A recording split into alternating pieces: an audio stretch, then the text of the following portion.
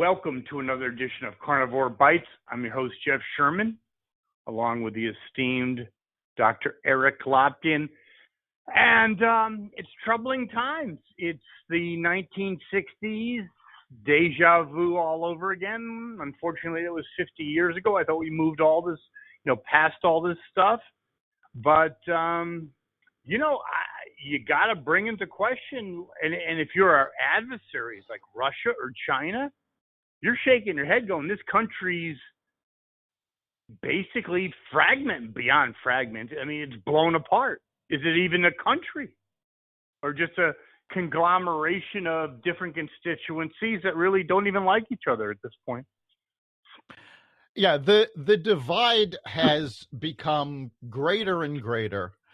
And I love, last week, Charles Barkley came out saying, politicians promote racism as a way to keep their power. And yes, I loved him. He was absolutely right.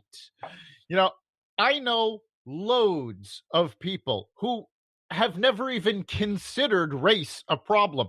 And I'm not talking about a whole bunch of white people. I'm talking about African Americans, Hispanic Americans, Asian Americans. And, I remember growing up in the 70s, it was the first generation of busing. So we had African American students, back then they were called black, but, we had black students being bused into our schools.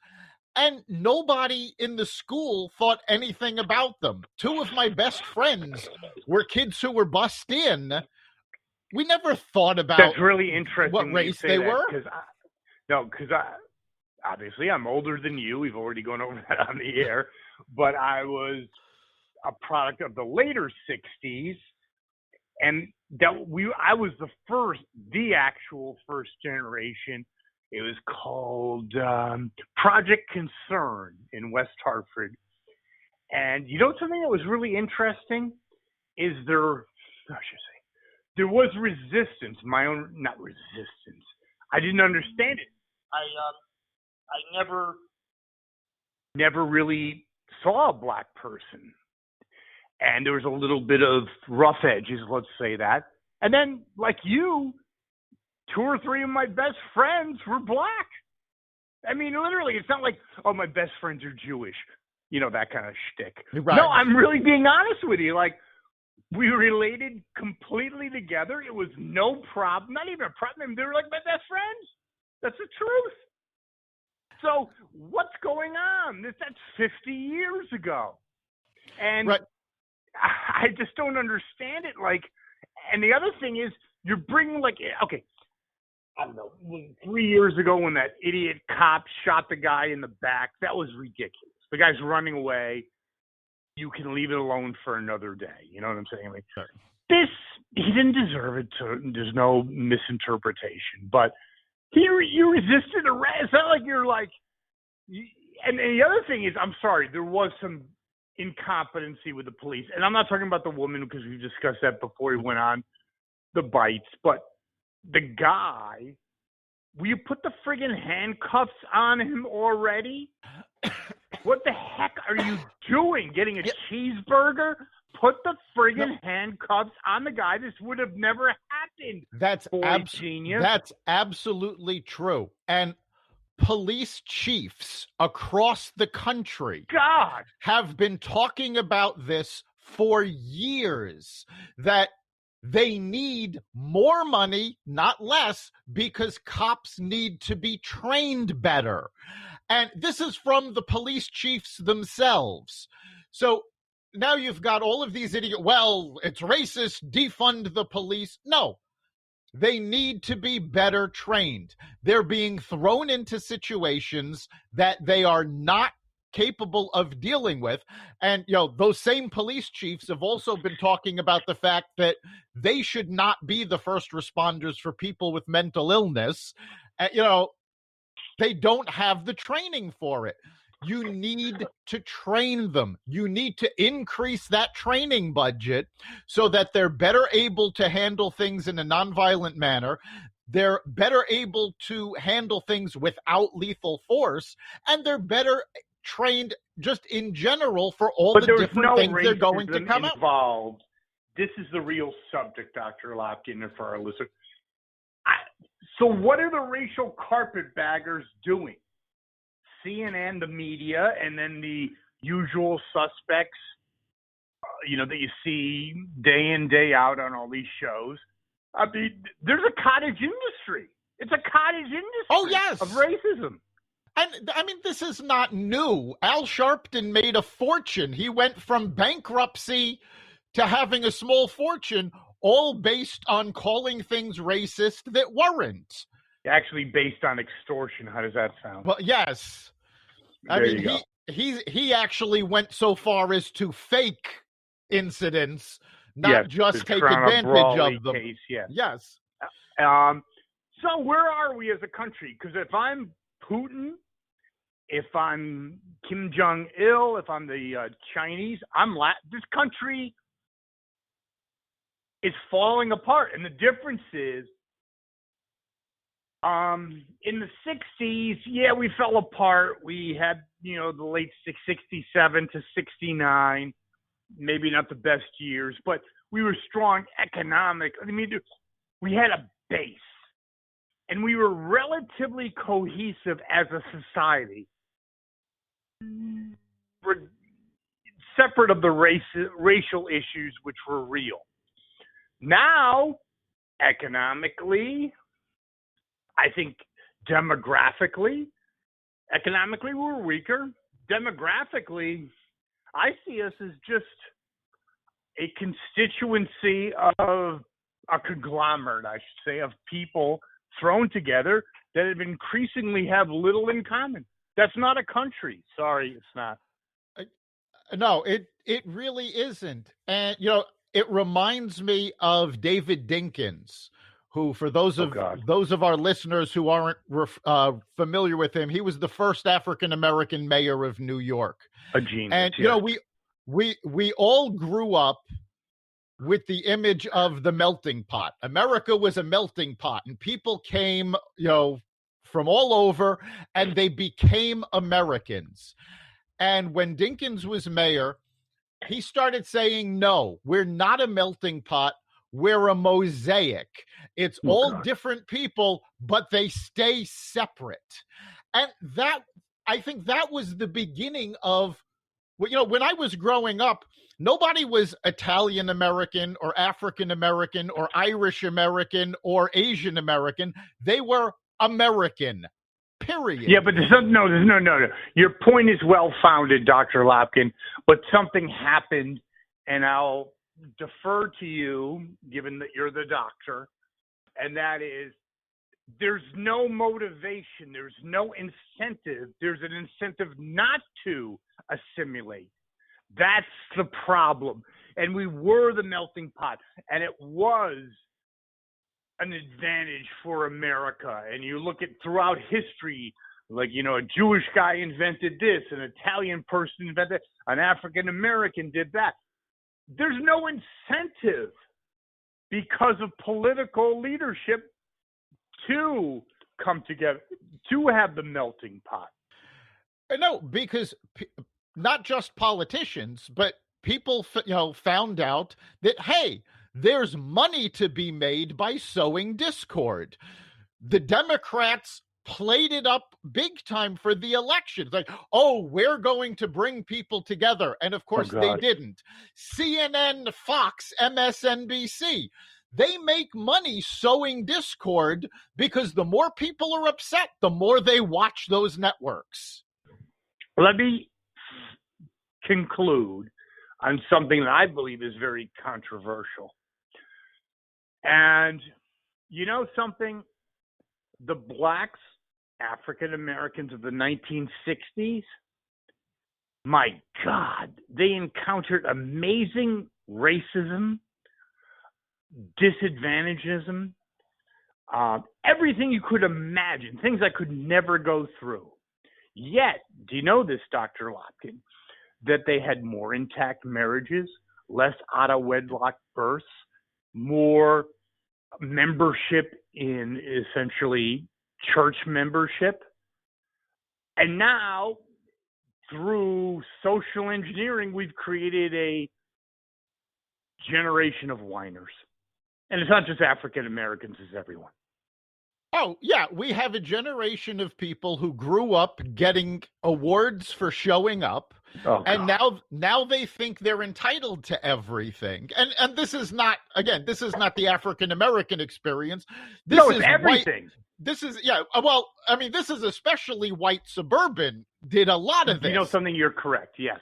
But it did leave a footprint on the African American community. It's not singled or focused on them, but it's transcended over every ethnic group, over all of everyone's a victim. So you used to have real racism in the 60s. Now, I don't know, you sneeze. And the other thing is, you talked about the differences in generations. And it's really funny as an educator. What do you call today's generation? Because I forgot, Dr. Lopkin. The kids who are still in school are Gen Z. Okay, Gen Z. They're not buying it. It's gotten it's a caricature of itself. If you understand what I'm saying. They'll say, like, you just put on a show or a PowerPoint, they'll say, that's racist. That's nothing to do with race. It's not that. I'm not getting that or into that. It's like almost like a joke. Well, remember, you had a university official say that math is racist because it requires you to get the right answer. Now, first of all, it's racist to assume that there's any particular race that can't get the right answer. But second of all, think of it from the point of view of being in an airplane. Most of us have gone places in an airplane.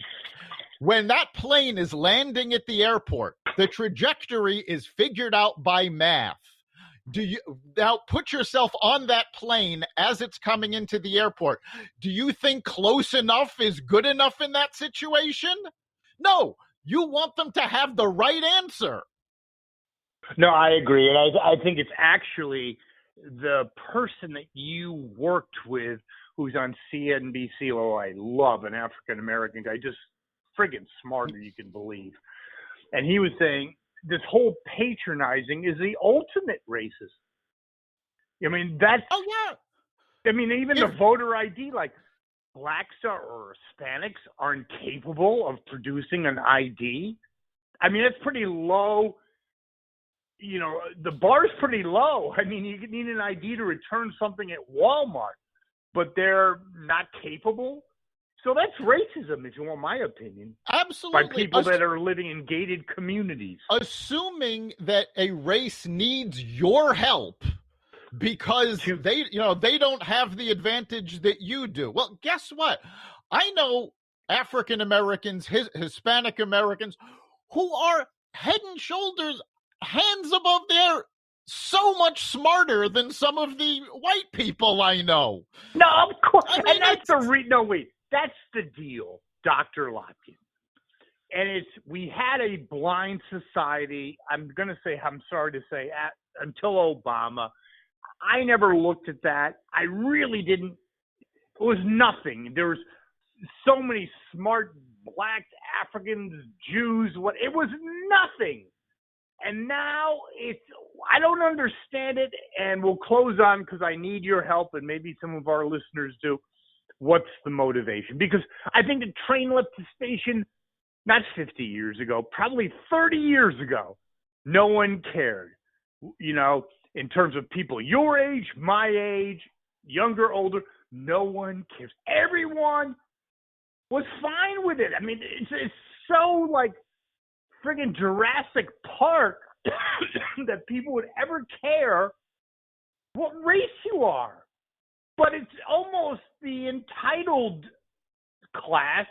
They're the ones that really still hold on to something that left the station years ago. Like the white guy working in the Jiffy Lube with African Americans. He's like going out getting beers with the people. It's them, not us, that's screwed up. Final thought. Yeah, racism is a real problem. But we have become a society that uses racism as an excuse. It's no longer let's solve the problem. It's let's call somebody a racist because that shuts down the conversation. They can't prove they're not racist, so we don't have to hear the facts in the matter. Yes, the only thing is, and I really kind of, for our listeners and for me, want your opinion. I actually am going to push back a little bit on that, Dr. Lopkin. Okay. Maybe I'm naive. It won't be the first time. I actually do believe that most people, not all, there's friggin' lead heads that were still most of your average American was beyond pretty much racial neutral, but you're kind of feeding into this thing that doesn't really even exist. Final thought. Yeah, no, I think you're there right. are morons. I'm trying to remember who it was. I think it was Craig Ferguson who made a comment that, as a stand-up comic, he had toured all across America, and most of what he found was that people don't care where you come from. They don't care what race you are, as long as you stay off their lawn. Yes, and that's it. So in closing, how much damage are we looking at? We're reversing 50 years of the most amazing experiment in human history. Only in America did you have every race, every religion coexisting, not just tolerating, but flourishing. And I think we're one of the things that made America what it was is now in jeopardy for political expediency. Final thought. No, I think you hit it right on the button. People found out that they could get political power and they could make money by exploiting racism. And we're no longer coming together as a people to fight this like we once did. We're splitting apart at the seams. And do you agree with me? And no question, you don't have to.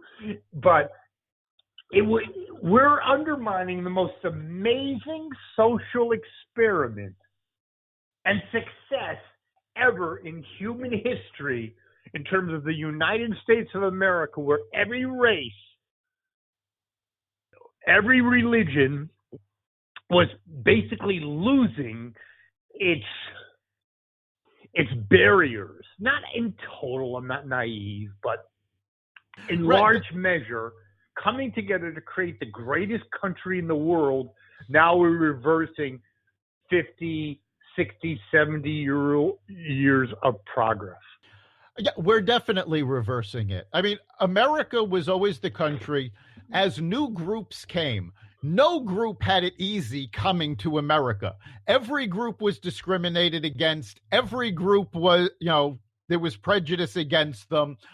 But they assimilated and they became Americans. And when we all came together, that was the great experiment. Now we're encouraging people not to assimilate, not to come together. And as we split apart, we have destroyed that great experiment, and we are so much weaker apart than we are together. Exactly. Now, actually, the final thought, because I'm listening to what you're saying, aren't there really poo-pooing the amazing achievements of African Americans, who most of them believe what we're just talking about because of political expediency? African Americans over the last 50 years have done amazing achievements and beyond assimilation. I mean, basically position themselves right into Americans, and now we're reversing all their achievements. Final thought. Yes, they have made incredible strides. They've, both as a group and individually, Lord knows there's still, room for improvement. Of course. But if we keep calling everything racism when it isn't, we're we're making the real problem less than it is. We are just taking the problem and ignoring the real problem for this fake show that we see every day on the news. Dr. Lopkin, an extended version of Carnivore Bites. We won't be live this Friday, and it was worth examining because it is, and only Carnivore Radio can do what we do in terms of getting rid of ridiculous bias and examining issues for what they are. So, Dr. Lopkin, I thank you, and our listeners, I thank you as well. You've been listening to Carnivore Bites, part of the Exvadio Podcast Network. You can catch us every week on carnivoreradio.com, exvadio.com/podcasts, the Apple Podcast Store, Google Play, Spotify, iHeartRadio, and wherever you find podcasts.